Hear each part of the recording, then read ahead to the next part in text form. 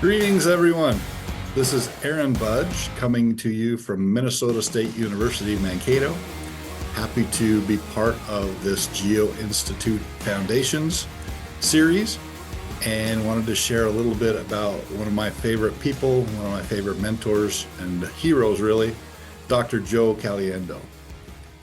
So I wanted to share just a quick picture relative to Joe and tell a little bit about his story.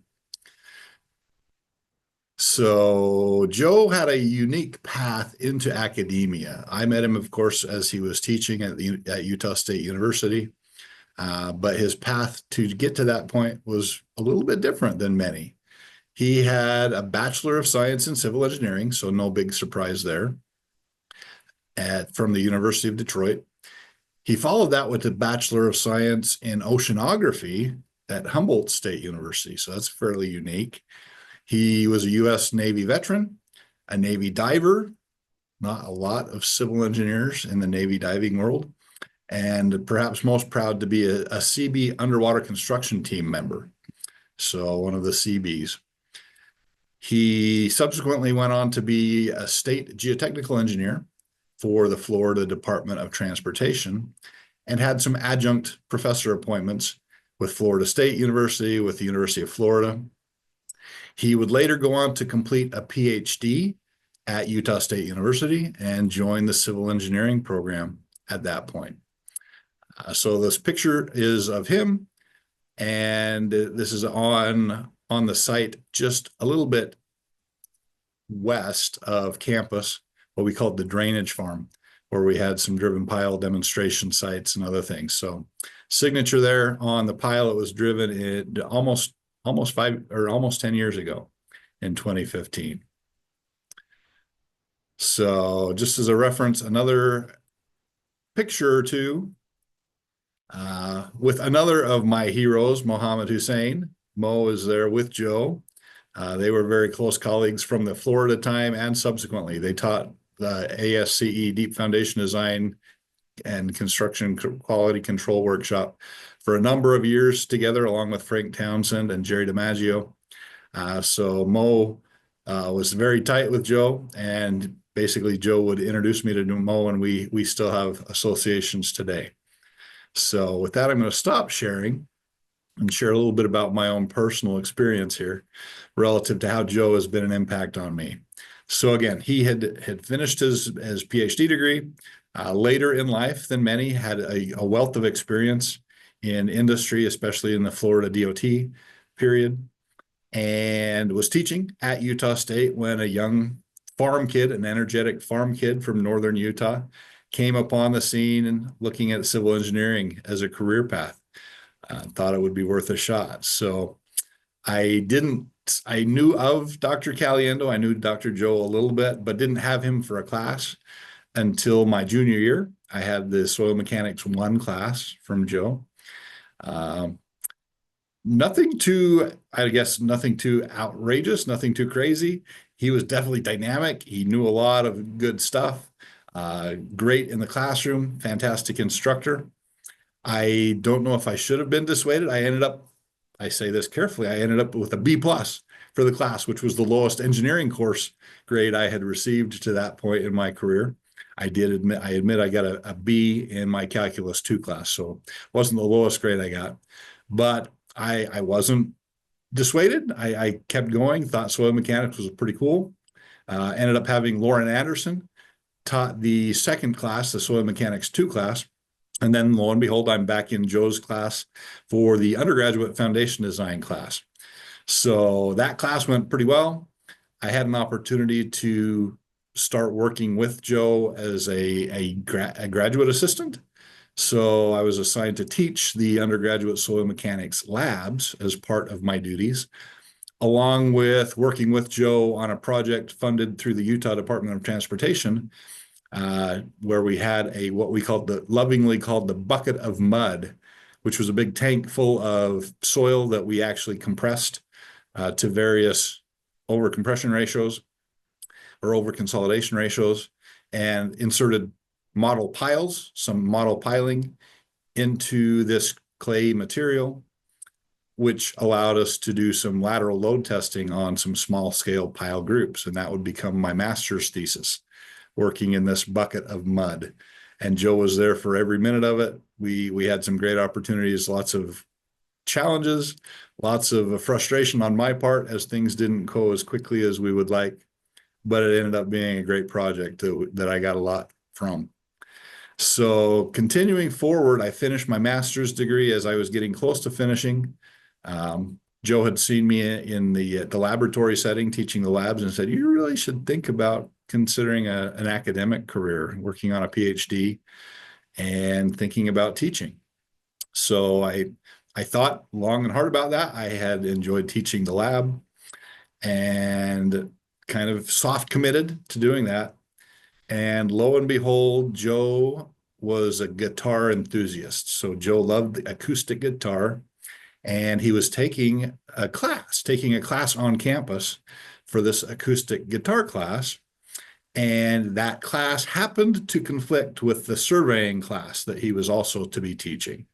So that fall, in preparation for that class that he was going to be teaching, he came to me and said, hey, I'd love to take this acoustic guitar class, but it's the same time as the surveying class. Is there any way I could persuade you, in addition to your PhD work that you're studying, the classes you're taking, to teach this surveying class so that I can take my guitar class? So of course I was open to that opportunity. I was more than happy to jump in and start teaching the surveying class. He helped me out with all his materials, shared what he thought would be helpful for me, walked me through it, helped me with some of the lab setup and those type of things. Had a great army of students that were able to help with some of the TA work in the field, and jumped in with surveying and loved it. It was awesome, fantastic to be part of that class, to be able to teach the class, take full reins as a PhD student on a class that I was the instructor of record, and get some great experience while I was working on my PhD. So he took me by the hand on the front end of that, and got through that class, went back to my regular work during the spring semester. And lo and behold, the next summer, here it goes again. He wanted to take his guitar class again. And that had the same conflict, the same surveying class. So he asked if I'd be willing to teach it a second time. I don't know if he actually took that guitar class again or not. I guess I'd have to ask Joyce and his family if he actually took the class, or if that was just something to persuade me to teach the class again. But I did. I was willing to and able to, and took that surveying class for a second time, or taught for a second time. Got through it, did really well, learned all of the mistakes I'd probably made the first time around, and continued forward. Same story, spring semester, went back to my typical duties in the PhD world. And lo and behold, year 3, another guitar class, same time as surveying. Aaron, can you teach this class again for me? So at this point, I'm getting close to finishing my PhD work. I agreed to teach it again, and actually I was able to teach a statics class later on as well on behalf of another instructor. But by the time I was finished my PhD, I had 4 different courses, or 4 different semesters that I had taught classes, either the surveying class or the statics class, that had me well prepared to be able to present to various interviews, opportunities to be teaching in full-time pathways after I finished that PhD. So finished that up. As I was getting close to finishing my PhD work, Joe reached out and said, hey, I've got this position announcement. So they're searching for a position at Minnesota State University. And he hadn't heard of that apart from the old Coach TV show that was set in a hypothetical. There was no Minnesota State University at that point in time. But later on, there would be Mankato State University, converted to Minnesota State University, Mankato. He said, you should look into it. He had been, again, from Michigan. He grew up in Michigan, knew enough about the upper Midwest and Minnesota to know it would be a pretty new program. Not a lot of research, probably expectations or opportunities, but a high emphasis on teaching. He had joined Utah State at that point in time because he knew it was a heavily teaching-focused institution and enjoyed the teaching, and he did enough research to be dangerous, but his focus was teaching, and he knew that was my preference as well. So sure enough, I come out to Minnesota State Mankato. I interview. I talk through with Joe what I should present during my interview, and he showed me exactly what I should share, what would make the benefits of having them bring me onto the team. And sure enough, I had the opportunity to come to Mankato, and I've been here now 20 years in our program in various roles, but loved the undergraduate teaching experience before I shifted into the administrative side. He kept me involved. We maintained close contact. I helped out with the Professor-Driven Piling Institute, sponsored by the PDCA for a number of years. So I got to go back to Logan, Utah, about every other year for the first 8 or 10 years that I was in Mankato. Loved reconnecting with Joe. Loved the opportunity to see how things were going. He also, as mentioned a little bit earlier, brought me into the fold relative to the ASCE Deep Foundation Design Workshop, which has been fantastic. I was able to teach that workshop a number of times with Joe, along with Mohammed Hussein, along with Jerry DiMaggio, and I'm still able to teach that. In fact, I'll be teaching with Mohammed here in March or April, coming up fairly soon again. So all of this due to those connections with Joe, that silly guitar class that conflicted with him that allowed me to get some teaching experience that opened the door for my career path. And I think of him a lot. I had visited with him. It's been now 5 or 6 years ago. My oldest son was ready to consider actually pursuing a civil engineering degree. He was considering my alma mater, Utah State. So we went out for the summer and spent some time, and Joe was out teaching the surveying class, same old, was teaching the summer course. So we were able to visit with him. I was able to introduce him to my son. And my son was literally going to take the class, Joe's surveying class, that first semester that he was at Utah State University, following in his dad's footsteps. And I was excited to have him take that class. But lo and behold, the week or two before the classes started, I got the phone call or the email that nobody wanted to get, that Joe had actually passed away just prior to my son being able to take his class. So it broke my heart that my son wasn't able to have him for that class. I felt really badly for Joyce and his family because it was very unexpected. But definitely love Joe to death. He's made a big impact on a lot of us. So I wanted to share this with you for the foundation's discussion. Just as a closing little slide here, I'm going to share again, because many of you hopefully will be in Salt Lake City for the 30th anniversary of the Geo-Congress. Geo-Logan actually occurred while I was in Logan going to school for my undergraduate degree. So if you ever make it to Logan while you're in Salt Lake City, if you get to Logan,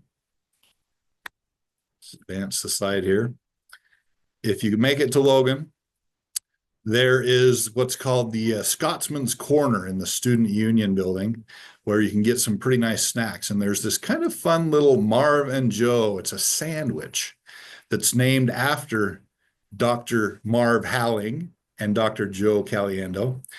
They had this sandwich specially developed years ago, and it's been there for probably almost 30 years since the sandwich was established, and it's still a fan favorite. You might ask, what is on that sandwich? It's a fantastic piece of homemade bread with some garlic butter, some tomatoes, some oil, salt and pepper, and some provolone cheese on top, toasted to absolute perfection. So if you have the opportunity to get to Logan, look up the Marv'n'Joe, tell them that you've heard about this Joe character.